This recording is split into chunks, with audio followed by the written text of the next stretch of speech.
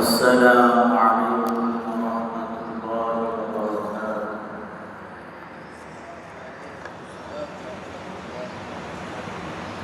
الحمد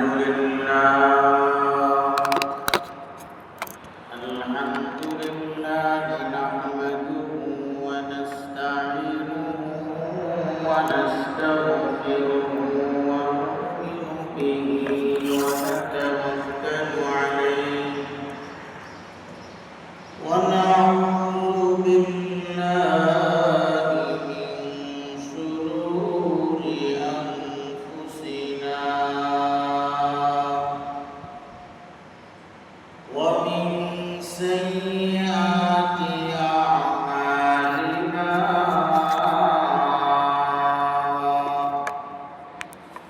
من يهده الله فلا مضل له ومن يضلله فلا هادي له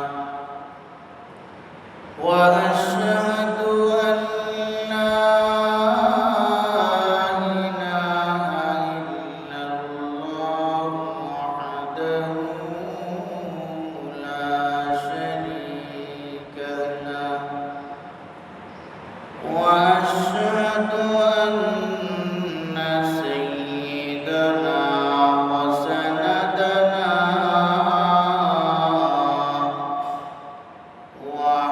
وحبيبنا وحبيب ربنا وطبيبنا وطبيب قلوبنا ومحبوبنا ومحبوب ربنا ومعشوقنا ومعشوق ربنا ومولانا محمدا عبده ورسوله الذي أرسل إلى الناس كافة بشيرا ونذيرا وداعيا إلى الله بإذنه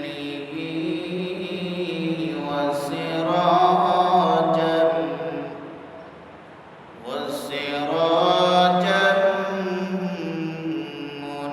منيرا أما بعد فأعوذ بالله من الشيطان الرجيم بسم الله الرحمن الرحيم وإن تعدوا نعمة الله لا تحصوها وقال تعالى إنما يخشى الله من عباده العلماء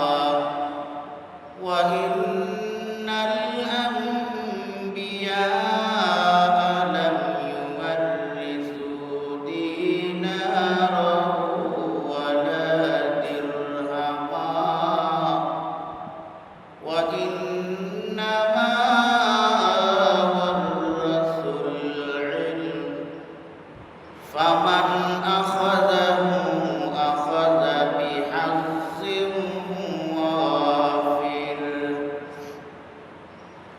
أو كما قال النبي صلى الله عليه وسلم जो तू मेरा तो सब मेरा फलक मेरा ज़मीं मेरी जो तू मेरा तो सब मेरा फलक मेरा ज़मीं मेरी अगर एक तो नहीं मेरा अगर एक तो नहीं मेरा तो कोई शय नहीं मेरी या इलाही मुझसे मुझको दूर कर ताकि देखो मुझ में तुझको एक नजर ताकि देखो मुझ में तुझको एक नजर बुजुर्गी की नहीं हमको जरूरत गुलाम अपना बना हमको खुदाया गुलाम अपना बना हमको खुदाया शजर में हजर में तेरी रंग बू है जिधर देखता हो उधर तू ही तू है जिधर देखता हो उधर तू ही तू है সবাই দরুদ শরীফ পড়ি আল্লাহুম্মা সাল্লি আলা মুহাম্মাদিন ওয়া আলা আলি মুহাম্মাদ কামা সাল্লাইতা আলা ইব্রাহিম ওয়া আলা আলি ইব্রাহিম ইন্নাকা হামিদুম মাজিদ اللهم بارك على محمد وعلى آل محمد كما باركت على إبراهيم وعلى آل إبراهيم إنك حميد مجيد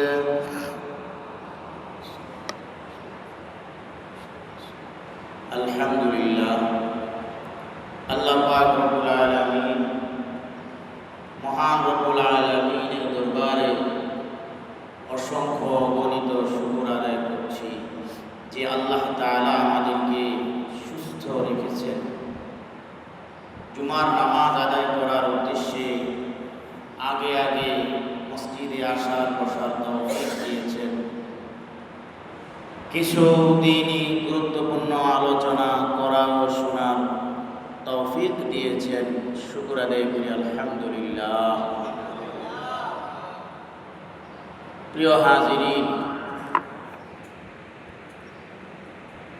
আজকে জিলহজ মাসের 11 তারিখ গতকাল আমরা ঈদ উদযাপন করেছি ঈদের নামাজ পড়েছি আলহামদুলিল্লাহ মুসলমানের প্রতিটা কাজ খুব মনোযোগ দিয়ে শুনবেন মুসলমানের প্রতিটা কাজ অনেক সুন্দর। মুসলমানের মতো এত সুশৃঙ্খল, সভ্য, ভদ্র, নম্র জাতি আর পৃথিবীতে নেই। বিশ্বাস হয়? কি বলেন, বিশ্বাস হয়? অবশ্যই। ইসলামই একমাত্র, কোরআন সুন্নাহই একমাত্র, আমাদের নবী একমাত্র সেই দৃষ্টান্ত শিক্ষা সার্বিকভাবে দিয়ে গিয়েছেন, প্রমাণ করে গিয়েছেন যে ইসলামই একমাত্র মনোনীত ধর্ম।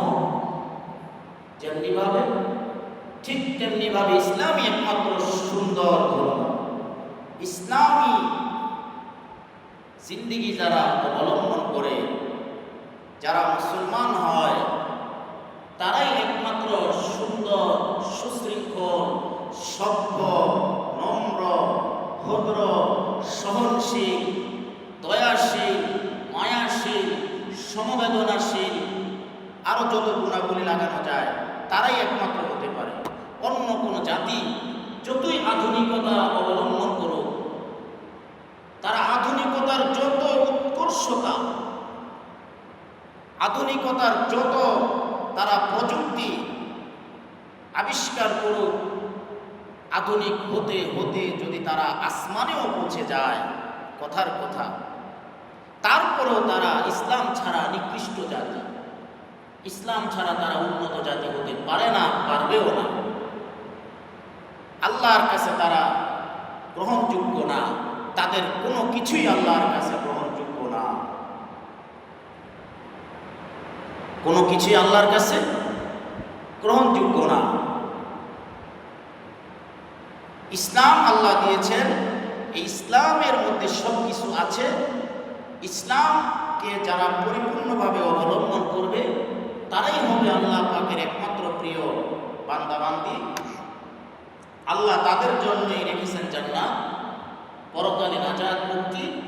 যারা ইসলাম ছাড়া দুনিয়া থেকে যাবে, দুনিয়াতে অন্য কিছু অবলম্বন করবে, কোনো ইজমকে তারা ফলো করবে, আল্লাহ তাদের কোনো কিছুই কবুল করবেন না।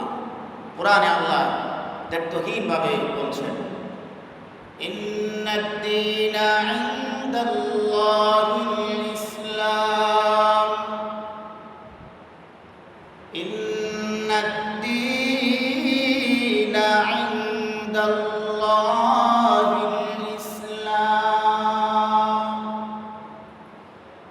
নিশ্চয়ই, অবশ্যই আল্লাহ তাআলার কাছে, আল্লাহ বলছেন নিশ্চয়ই, অবশ্যই আল্লাহ তাআলার কাছে মনোনীত ধর্ম কেবলমাত্র, শুধুমাত্র, একমাত্র ইসলাম ধর্ম। কোন ধর্ম? এটা তো বুঝলাম। এখন এটা ছাড়া যে অন্য কোনো তন্ত্র মন্ত্র দিয়ে, ধর্ম দিয়ে, কোনো ইসম দিয়ে নাজাত পাওয়া যাবে না, এটার প্রমাণ কি? আল্লাহ বলছেন, وَمَنْ يَبْتَغِ غَيْرَ الْإِسْلَامِ دِينًا فَلَنْ يُقْبَلَ مِنْهُ وَهُوَ فِي الْآخِرَةِ مِنَ الْخَاسِرِينَ।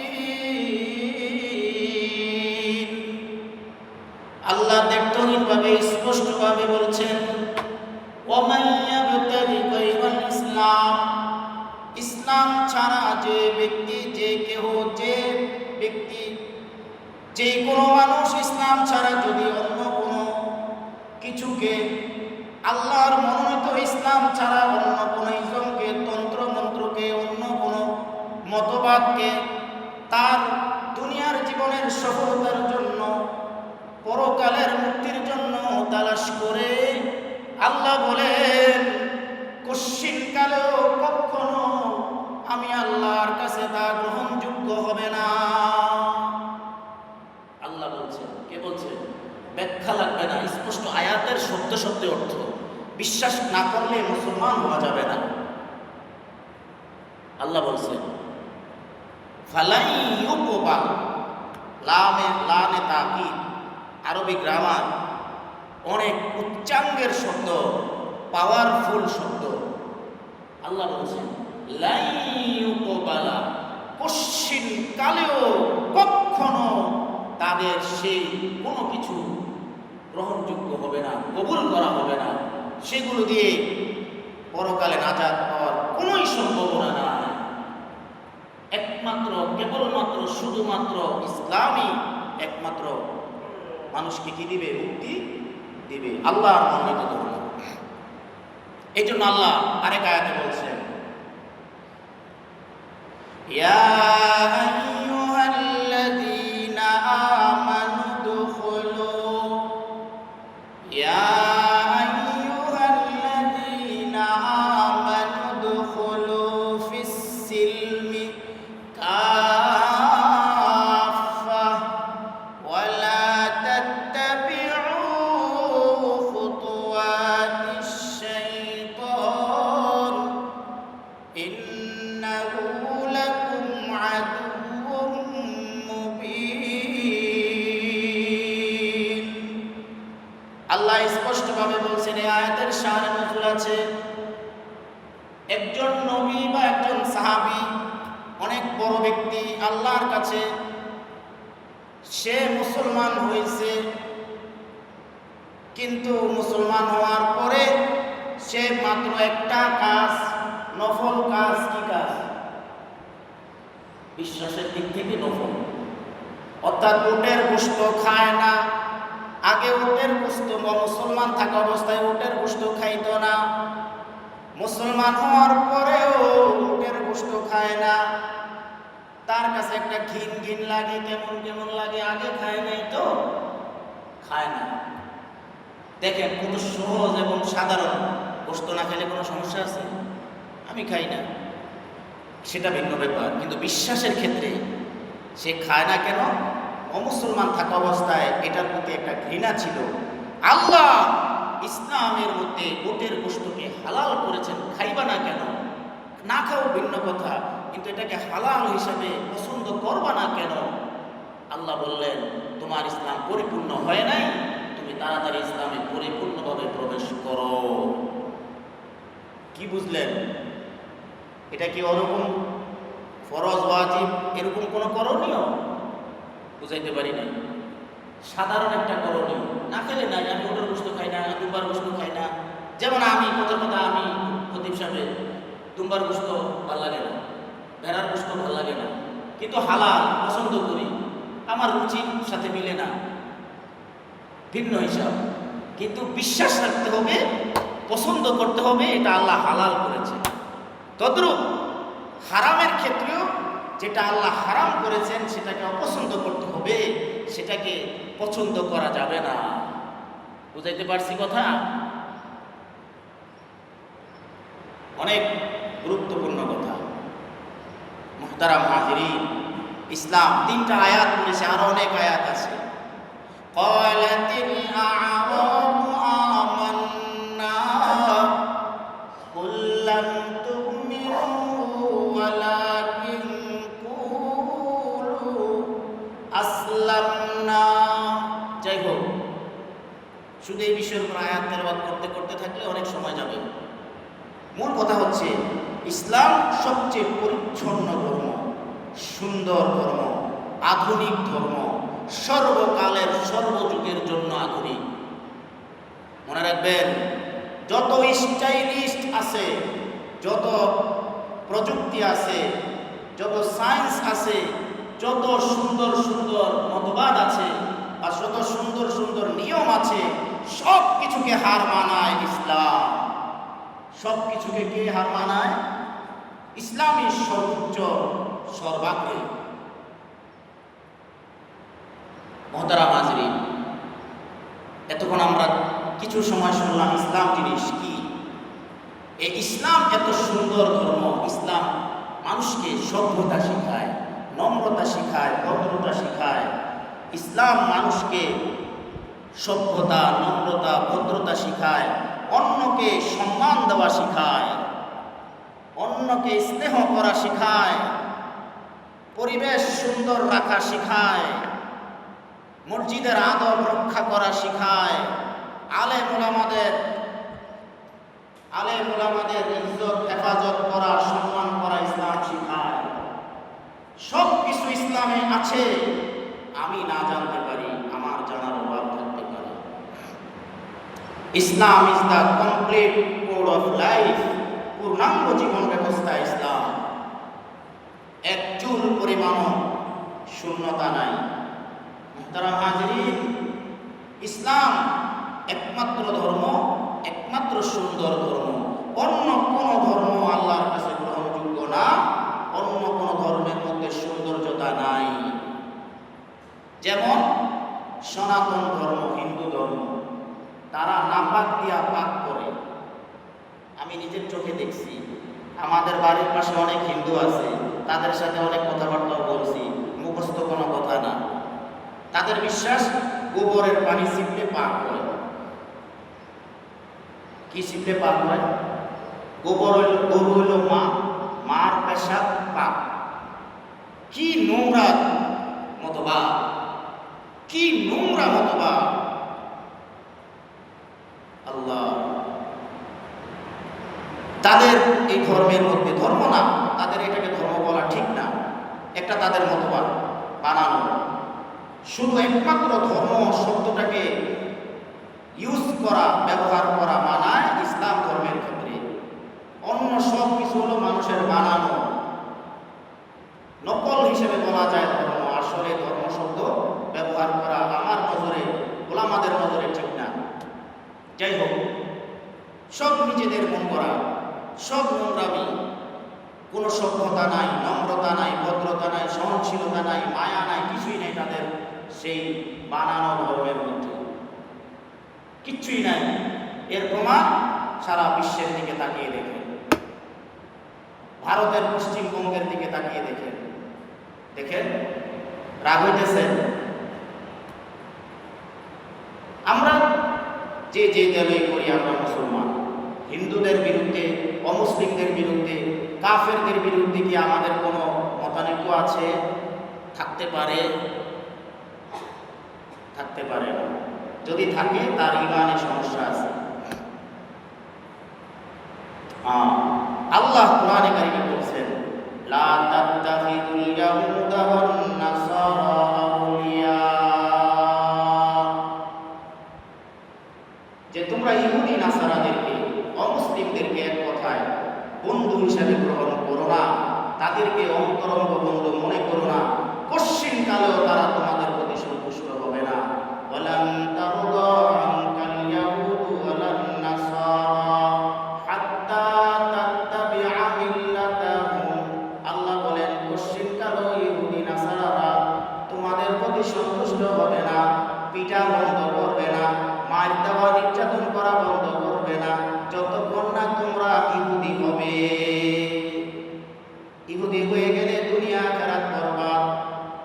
তাইলে ইহুদি হইতে পারলাম না, শুধু শুধু কেন তাদের অনুসরণ করব বলেন? কারণ অনুসরণ করলেও তো তারা আমাদেরকে ছাড়বে না। ছাড়তেছে? আজকে সারা বিশ্বের দিকে তাকিয়ে দেখেন, সারা বিশ্ববাদ, আমাদের বাংলাদেশের দিকে তাকিয়ে দেখেন, রাখবেন না কত পার্সেন্ট মানুষ পরিপূর্ণ সুন্নত তরিকায় চলে। তার মাথার তালু থেকে পায়ের তালু পর্যন্ত মুসলমান বোঝা যায়। বেশিরভাগ মানুষ মেজরিটি পার্সেন্ট মানুষ ইহুদিদের তরিকায় চলে। Majority percent. চ্যালেঞ্জ করলাম, এই চ্যালেঞ্জ গ্রহণ করার মতো বাংলাদেশে কেউ নাই। ঘুরে দেখেন, কেউ নাই। এত কিছু করার পরও মাথার তালু ইহুদিদের তরিকায়, বিভিন্ন নায়ক নায়কের তরিকায়, গায়ের পোশাক থেকে নিয়ে পায়ের তালু পর্যন্ত সব ইহুদিদের, ইহুদি খ্রিস্টানদের ও মুসলমানদের। সকাল থেকে নিয়ে সন্ধ্যা পর্যন্ত ইহুদিদের তরিকা। ফজরের নামাজ পড়ে না, পড়ল তাল নাই। ইহুদিদের তরিকা, অর্থাৎ বেনামাজি। অমুসলিমদের নামাজ নাই, সেও নামাজ পড়ে না। আচ্ছা, দুই একটা ক্ষেত্রে মুসলমান বোঝা যাইতে পারে আছে, কিন্তু বেশিরভাগ ক্ষেত্রে তার ইহুদি খ্রিস্টানদের ও মুসলমানদের চালচলন, তার ভরণ পোষণ, কথাবার্তা, লেনদেন, কাজকর্ম, পোশাক আশাক, আচার আচরণ সবকিছু ইহুদিদের ও মুসলমানদের। তারপরও কি তারা সন্তুষ্ট হয়েছে? তার নির্যাতন বন্ধ করে দিলাম, করবে না তারা।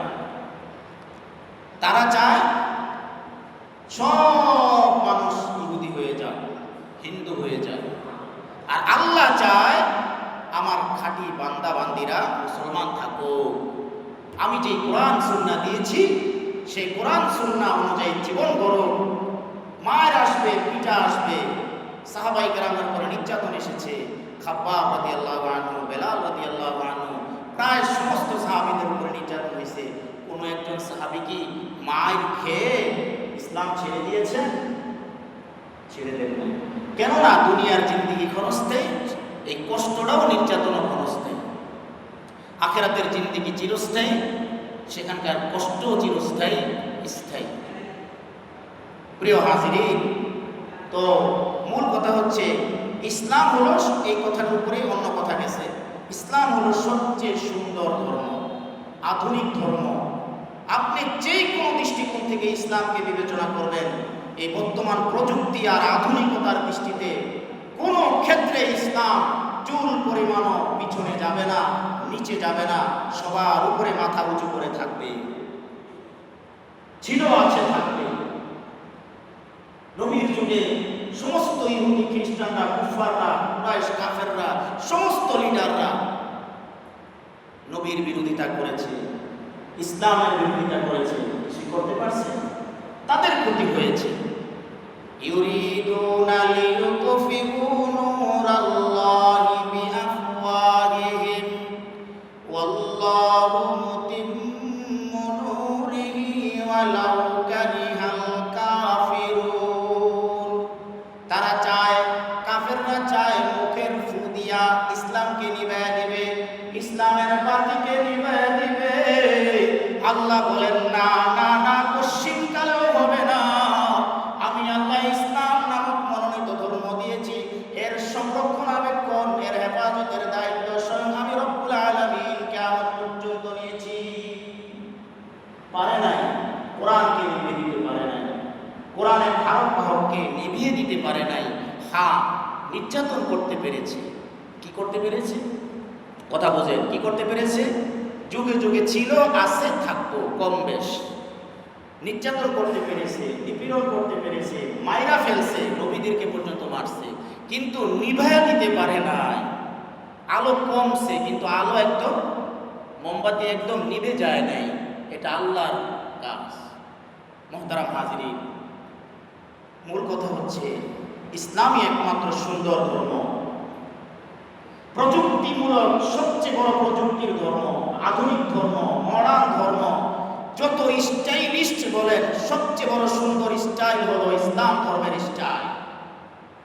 মানবীয় দৃষ্টিকোণ থেকে, আধুনিক দৃষ্টিকোণ থেকে, প্রযুক্তির দৃষ্টিকোণ থেকে, সায়েন্সের দৃষ্টিকোণ থেকে, বিজ্ঞানের দৃষ্টিকোণ থেকে,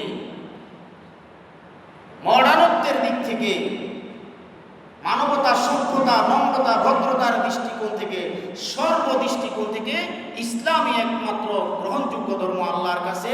ইসলামই একমাত্র আল্লাহর কাছে মনোনীত ধর্ম যেমনিভাবে, এবং ইসলামই একমাত্র মানুষ দুনিয়ার জীবন সুন্দর সফল হওয়ার জন্য একমাত্র জীবন ব্যবস্থা। এই ইসলামের মধ্যে সব আছে, নম্রতা আছে, ভদ্রতা আছে, সভ্যতা আছে, ইসলামের মধ্যে আছে। নবী সব শিখিয়ে গেছেন।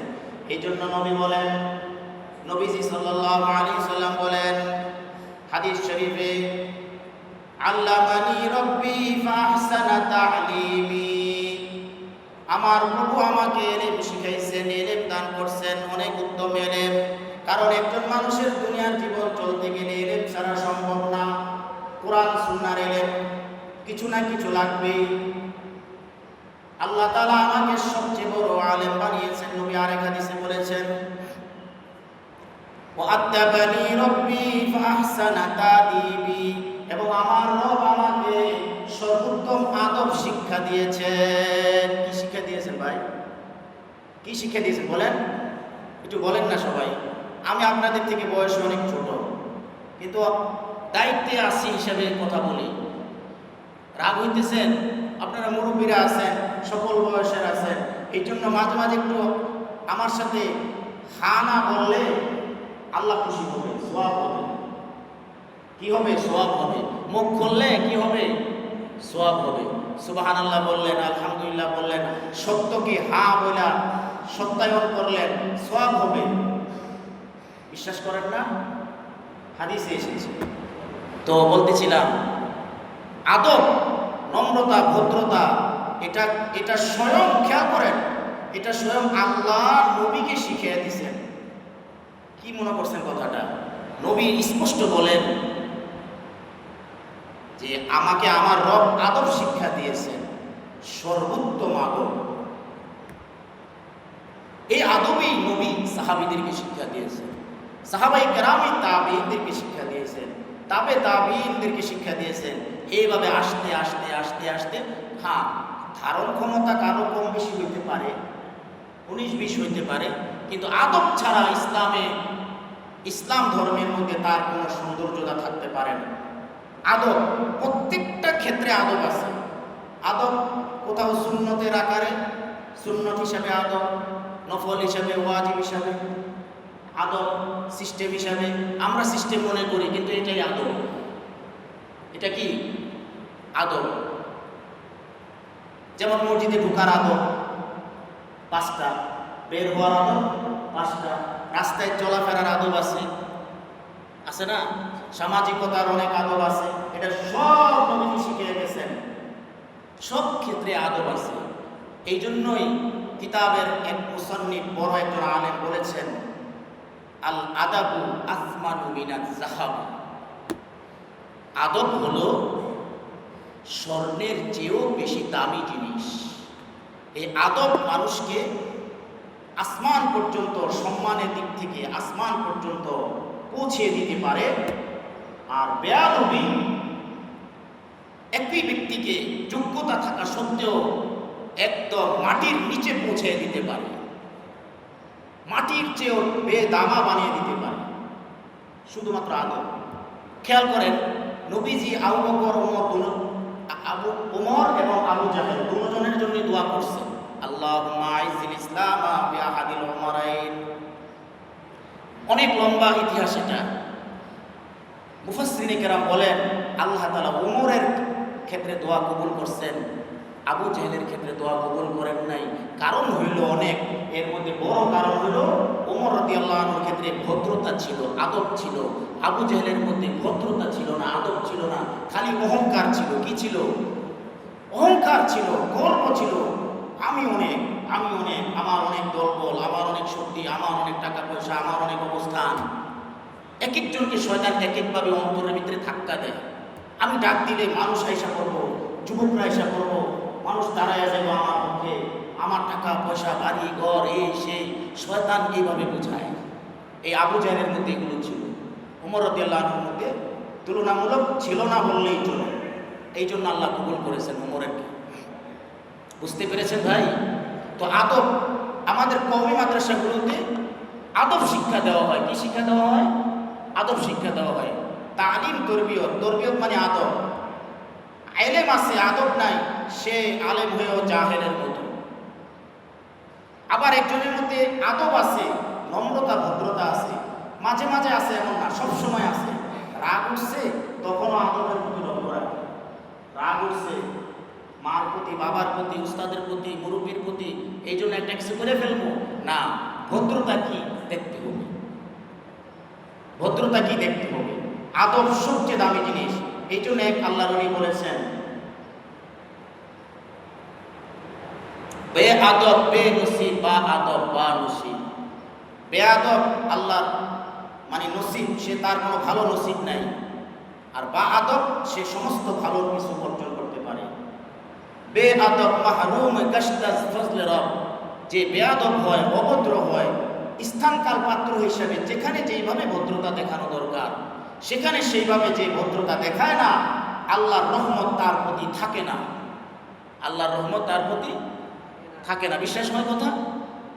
দেখবেন একটা মানুষ, সমাজের সাধারণ মানুষ, একটা বাচ্চা মুরব্বীদের সাথে ভদ্রতার সাথে আচরণ করে, এই সবার নজরে সে অনেক বড়, অনেক মহব্বতের হয়, সবাই তাকে ডাকে, মহব্বত করে, ঠিক না? আরেকটা মানুষ অনেক বড় কিন্তু ভদ্রতা নাই, এই মারা গেছে, আল্লাহ নিয়েছে। কি কয়? কি কয়? আরে কথা বলেন, কি কয়? আল্লাহ নিছে, খুশি হয় মানুষ। কি হয়? আরে কথা বুঝেন না? সবই তো আছে তার, মানুষ খুশি হয় কেন? তার ভিতরে অহংকার, অভদ্রতা, খালি হামসে বড় কোথায়, আমি তো বড়, আমি তো বড়। কোথাও কথা বললেই বড় হয়ে যাওয়া যায় না। আমি কথা বললাম, আমি একটা বাধা দিলাম, আমি একটা কিছু করলাম, বড় হয়ে গেলাম, এমন না। ইসলাম এগুলো পছন্দ করে না। সব জায়গার আদব আছে। সবাই ইশারায় বুঝে নেবেন আপনারা জ্ঞানী মানুষ, ইশারায় বুঝে নেবেন জ্ঞানী মানুষ, শিক্ষিত মানুষ আপনারা। সব জায়গার আদব আছে। ঠিক তেমনিভাবে আল্লাহর ঘর মসজিদেরও আদব আছে। দুনিয়ার অন্যান্য বিভিন্ন হোটেল, রেস্টুরেন্ট, অথবা অন্য কোনো অফিস আদালত, অথবা অন্য কোনো দলের কি বলে কার্যালয়, ওগুলোর মতো মসজিদ না। মসজিদে ঢুকলে আলাদা একটা আদব আছে। কোথায় ঢুকছি আমি, এই ব্যাপারে আমি বয়ান করছি আরো। কোথায় ঢুকছি আমি? মসজিদে, আল্লাহর ঘরে ঢুকছি। কয় মিনিটের জন্য ঢুকছি? এই 10-15-20 মিনিট, আধা ঘন্টা, 1 ঘন্টা, না সারাদিন থাকি আমরা? উচিত তো ছিল সবসময় থাকা, খালি আল্লাহর ইবাদত করা। আল্লাহ বলছেন ঠিক আছে যাও, ঠিক মতো ইবাদত করো, দুনিয়াদারিও করো। তবে মসজিদে যতক্ষণ ঢুকবা আদব শিখাইছেন নবীজি। 5টা সুন্নত, এরকম 5টা সুন্নত কোনো ঘরে ঢুকার ভিতরে নাই। মসজিদ, এখানে আল্লাহর রহমত নাজিল হয়। এই মসজিদে আসলে আমাদেরকে, সমস্ত মুসল্লিদেরকে, সমস্ত মুসলমানদেরকে অন্যরকম হালত হইতে হবে যে আমি মুসলমান, ইসলাম আমার ধর্ম, ইসলামের মধ্যে সব কিছু শিক্ষা আছে। নম্রতা, ভদ্রতা, শান্ত শিষ্টতা, শৃঙ্খলা ইসলামের মধ্যে আছে। বলছি শুরুতে, অনেকেই ছিলেন না শুরুতে। ইসলামই একমাত্র এমন ধর্ম, যেই ধর্ম এমন সুশৃঙ্খল, শৃঙ্খলা শিখায়, সভ্যতা, নম্রতা, ভদ্রতা শিখায়, শান্ত শিষ্ট পরিবেশ শিক্ষা দেয়, অন্য কোনো ধর্মে নাই, অন্য কোনো তন্ত্র মন্ত্র ইজমের মধ্যে নাই, একমাত্র ইসলামের মধ্যে আছে। আমরা তো মুসলমান, আমরা আল্লাহর ঘর মসজিদে এসেও যদি ওই সামান্য পরিমাণ নম্রতা, ভদ্রতা দেখাইতে না পারি, তাহলে আমরা কোন পর্যায়ে আছি সেটা আমরাই বিচার করি, সেটা আমরাই বিচার করি। আর কিছু বললাম না, ইশারায় বুঝে নেবেন। সেটা আমরাই নিজে প্রশ্ন করি যে আল্লাহর ঘর মসজিদে আসছি। কথার কথা বলি, রাগ হবেন না, কারো মনে প্রশ্ন থাকলে আমার পরে বলবেন, আমি আসি। গতকাল ঈদের নামাজ হয়েছে না? সব সারা বাংলাদেশে আপনি খোঁজ নিয়ে দেখেন, এমন 98% ঈদগাহ ময়দানে 2-10 মিনিট 5 মিনিট এদিক সেদিক হয়েছে। হয়, আমি 12 বছর ঈদের নামাজ পড়াই, বয়স অনেক কম, দেখতে মনে হয় বয়স কম। আমার ছোট মানুষের দাড়ি পেকে গেছে, আমার থেকে বয়স কম দাড়ি পাকছে। আল্লাহর মেহরবানি, আমগো 4 ভাই কেউ দাড়ি পাকে না। এটা একটা বংশীয় আল্লাহর রহমত। তার মানে দাড়ি পাকে না দিকে বয়স হয় না তা না। বহু সারা দেশ, অনেক জায়গায় ঘুরছি, অনেক কিছু দেখছি, অনেক কিছু ইয়ে করছি। আলহামদুলিল্লাহ, সব আল্লাহ পাকের মেহরবানি। পড়ালেখাও কম করি নাই, সবার সাথে মিশা চলি, হাসি খুশি চলি, সাদা সিধা চলি। এই জন্য অনেকে মনে করে হুজুরি কি আর আমগো মতো হইতো, ওকে টুফি মাথার দেয়, ওকে পাঞ্জাবি পিন্দে, হুজুরে আর কি জানে, হুজুরে আর কি। ঠিকই আছে, আপনাদের মতো নেই। আল্লাহ নবীকে বলেছেন, হে নবী আপনি মানুষের মতো নেই, কিন্তু পার্থক্য আছে। মানুষে কি আছে?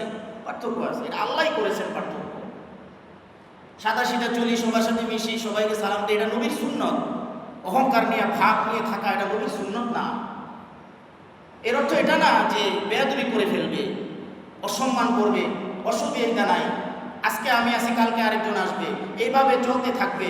কিন্তু কথা হলো, যুগে যুগে যারাই আলেম ওলামাদের সাথে বেয়াদবি করেছে, বিদ্বেষ রাখছে, হিংসা করছে, তারাই ক্ষতিগ্রস্ত হয়েছে। আলেম ওলামাদের কোনো ক্ষতি হয় নাই, নাই, নাই। বহু প্রমাণ আছে যাদের অন্তরে আলেমদের প্রতি বিদ্বেষ, হিংসা, বিদ্বেষ, খালি সমালোচনা, গীবত, শিকায়েত, এগুলো আছে অভ্যাস। দেখা যায় অনেক মুরব্বীদের ঘটনায় শুনি, তাদের মৃত্যুর সময় অনেক কঠিন অবস্থা হয়েছে, চেহারা বিকৃত হয়ে গেছে। সে খালি আলেমদের সমালোচনা করত। আলেমদের সমালোচনা করেন না, একটা দল আছে, দলও আছে বলতে পারেন, আবার অনেক মানুষও আছে। আর কাম নাই, খালি আলেমদের সমালোচনা। বুঝতে পারছেন? এটা আপনাদের এখানে আছে কিনা আমি তেমন একটা জানি না। আমি অনেক জায়গায় দেখছি আগে যেখানে জমা পড়াইছি 5 বছর, মাশাআল্লাহ নাউজুবিল্লাহ, শতকরা শুরুতে অনেক বিরোধিতা ছিল, এরা আবার বিভিন্ন কথা বুঝতে পারছি। এগুলো শিক্ষণীয় কথা, এগুলো গল্প না, এগুলো আমাদের জন্য বড় ওয়াজ।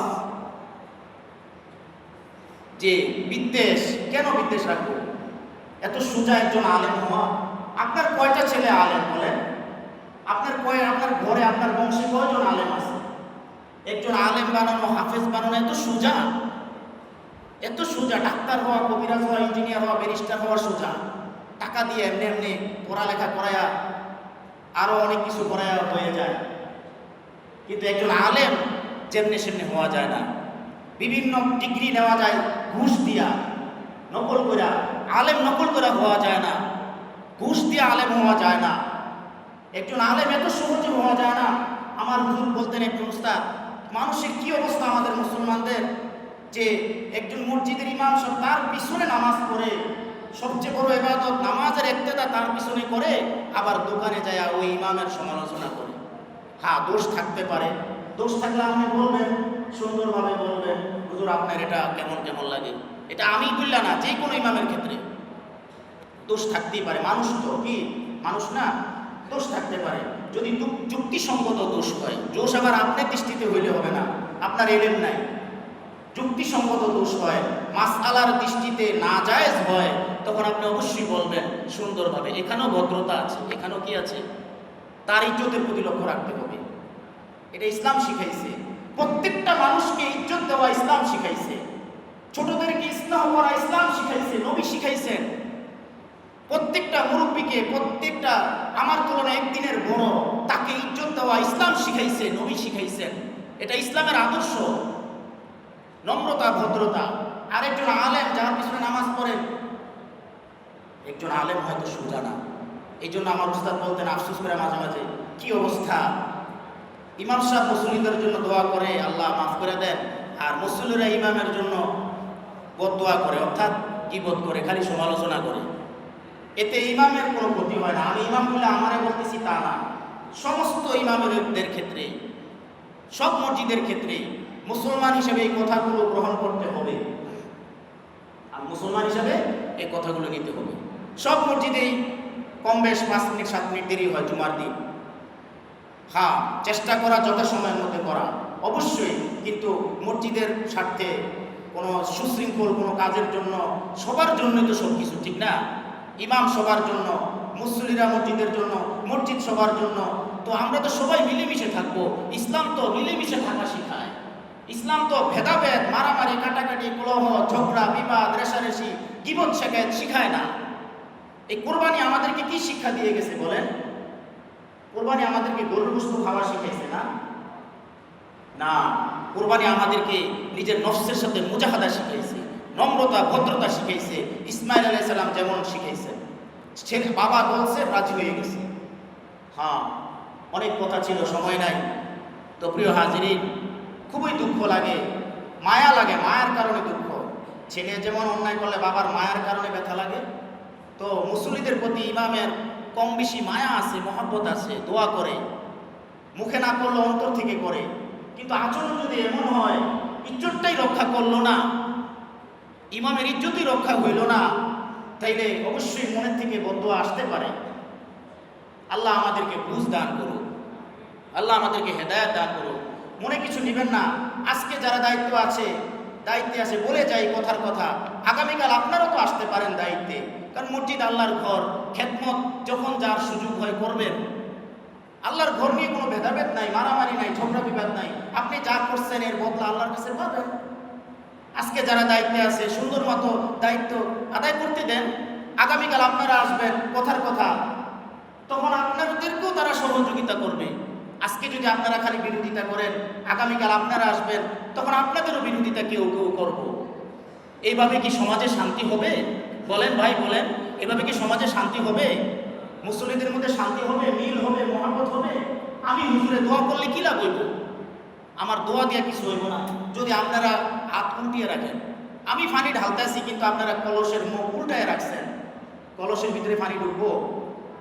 হ্যাঁ, ইমাম সাহেবরা দোয়া করে, আলেম ওলামারা একমাত্র পৃথিবীর মধ্যে উম্মতের প্রতি দয়া মায়া আছে, এর চেয়ে বেশি দয়া আর অন্য কোনো জাতির নাই, অন্য কোনো নেতা নেত্রীর নাই। সোজা কথা। তো সময় বেশি হয়ে গেছে, মাফ করবেন। শুধু এই জন্য বললাম যে তারপর বেশি হয় না, আমি বসিয়ে দিব, তাড়াতাড়ি করে অন্য শেষ করে দিব। তো মূল কথা হলো সবসময় দেরি হয় না, মাঝে মাঝে দেরি হয়। বছরে 2 বার ঈদের নামাজ পড়ি, একটু দেরি হলো কি হয়েছে? আল্লাহ তাআলা আমাদেরকে বুঝার তৌফিক দান করেন যে আমাদের মধ্যে মিল মোহাব্বত ভালোবাসা এটা এমনি এমনি আসবো না, মাইনা নিতে হবে, মাইনা নিতে হবে। একজনকে আপনি সুযোগ দিবেন, আবার আপনি সুযোগ পাবেন। একজনকে আপনি ইজ্জত দিবেন, আবার আপনি ইজ্জত পাবেন। যে ইজ্জত দিতে জানে না সেই ইজ্জত পায় না, মনে রাখবেন কথাগুলো। যে ইজ্জত দিতে জানে না সেই ইজ্জত পায় না, এটাই বাস্তবতা। আরো অনেক কথা আছে, শেষ করে দিলাম। আপনারা জ্ঞানী মানুষ, শিক্ষিত মানুষ বুঝে নেবেন। মনে কষ্ট লাগছে, যাই হোক, আল্লাহ মাফ করুক।